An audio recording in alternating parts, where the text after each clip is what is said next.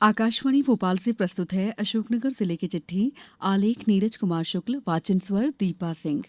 केंद्रीय संचार एवं पूर्वोत्तर क्षेत्र विकास मंत्री ज्योतिरादित्य सिंधिया ने पिछले दिनों अशोकनगर का दौरा किया। इस दौरान उन्होंने जिले में डीएपी खाद की उपलब्धता को लेकर ईसागढ़ के नई सराय स्थित खाद वितरण केंद्र पर पहुंचकर स्टॉक, सप्लाई और वितरण व्यवस्था का मूल्यांकन किया।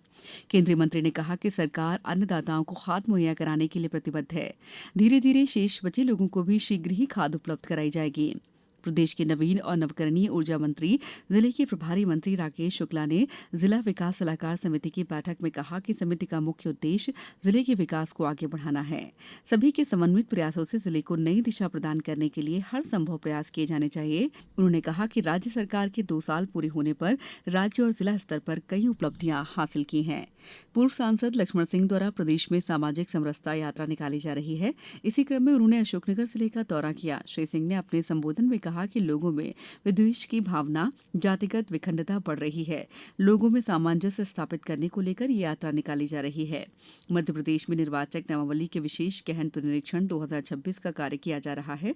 इसी के अंतर्गत गणना पत्रक डिजिटलाइजेशन का कार्य में अशोकनगर जिला मध्य प्रदेश में प्रथम स्थान पर रहा है।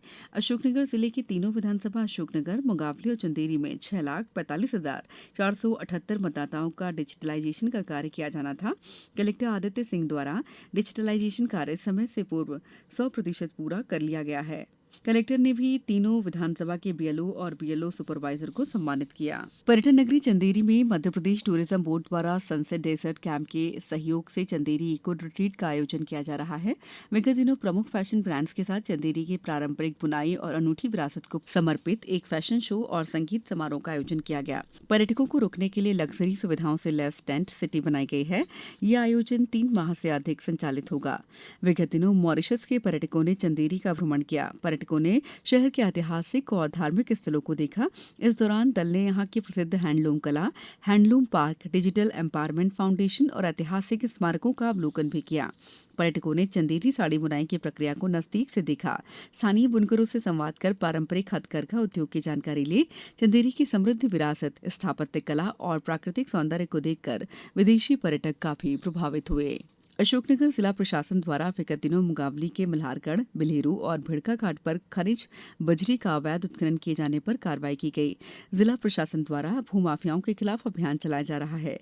कलेक्टर आदित्य सिंह ने सभी कॉलोनाइजरों को निर्देशित किया है कि कॉलोनी अधिनियम के अंतर्गत कॉलोनी विकसित की जाए।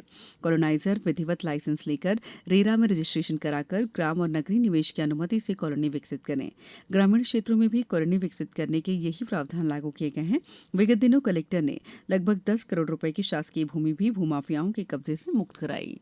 अशोकनगर जिले में पुलिस द्वारा यातायात नियमों का पालन कराने को लेकर विशेष अभियान चलाया जा रहा है। नियमों के उल्लंघन करता चालकों के खिलाफ चालानी कार्रवाई की जा रही है।